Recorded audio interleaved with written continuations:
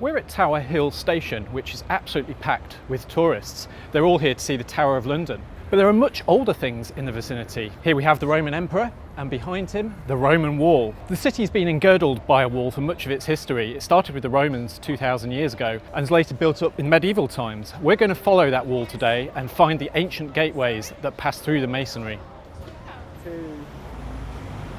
So Roman London had 6 gates, and we're at the first of them here, Aldgate. You can see the Church of Aldgate behind me. The gate was somewhere around this junction, which they're remodelling at the moment, so we can't see the precise spot. But this was the gate that led out of London towards Colchester, the important Roman town. And today it's still a very straight road, you know, Whitechapel Road, Mile End Road. You can still see it's Roman. This gate was called Aldgate, not because it was the oldest gate. People now think it was because it's the ale gate. There was some kind of hostelry, or what we'd now call a pub, outside the gate, and that's where the name Aldgate probably came from, though we'll never know for sure. The other interesting thing about this gate, Geoffrey Chaucer, the early English writer, lived inside the gate during, I think, the 14th century. So we're now at our second gate, which is Bishopsgate. You can see behind me the Heron Tower is more or less on the site of that old gate. This was the Roman road that led out towards East Anglia, and again it's still Die Straight today. It's what we know now as Shoreditch High Street, Dalston, it goes on to Stoke Newington. We don't know who the bishop is that Bishopsgate is named after. It's perhaps Erkenwald, who was this Anglo-Saxon figure who was very famous in the 7th century. Great thing about Bishopsgate, it's the only London gate to be mentioned in a Beatles song, and I'll leave it with you to see if you can work out which song that was.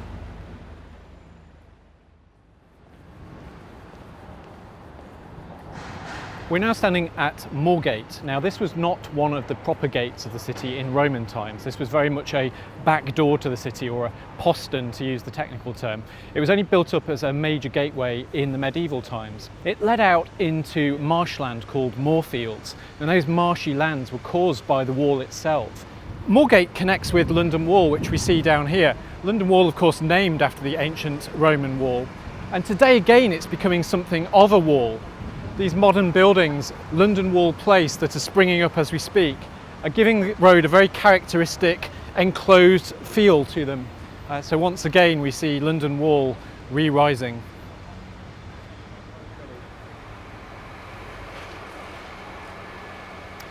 Well, we're now at Cripplegate, probably the least known of London's gateways.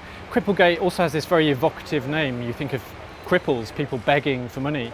That may well be the way the gate got its name. There was a kind of church and almshouse around here where cripples may well have come to beg.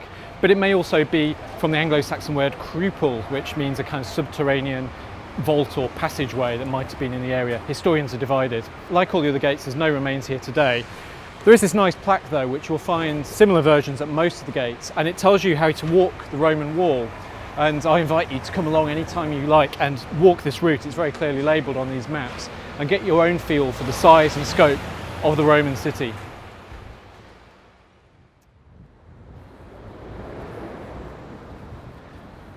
Well, we're now on the site of Aldersgate, not to be confused with Aldgate, despite the similar name. Aldersgate is probably named after an Anglo-Saxon landowner, Mr. Alders or something like that. No one really knows, as with so many of these gate names. The name Aldersgate still survives today. If you go beyond the Museum of London back there, you will be on the modern day Aldersgate. And indeed, the Barbican Tube Station, which is just over that way, used to be known as Aldersgate Tube.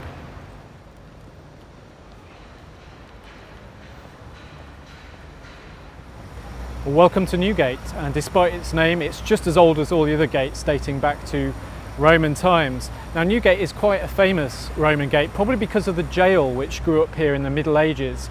Newgate Jail, it's just behind us now, the Old Bailey complex. And Newgate itself, the actual gate, did have prison cells within it, and that's where the old prison came from. And behind me you might be able to see St Sepulchre Church. Now, that's full name is St Sepulchre without Newgate. Without meaning outside the gate. So it all kind of fits together. We're on the site of the old gate, the church was out, and the prison is within. So here we are on Ludgate, one of the great famous entrances into London, and you can see why with St Paul's at the top of the hill there.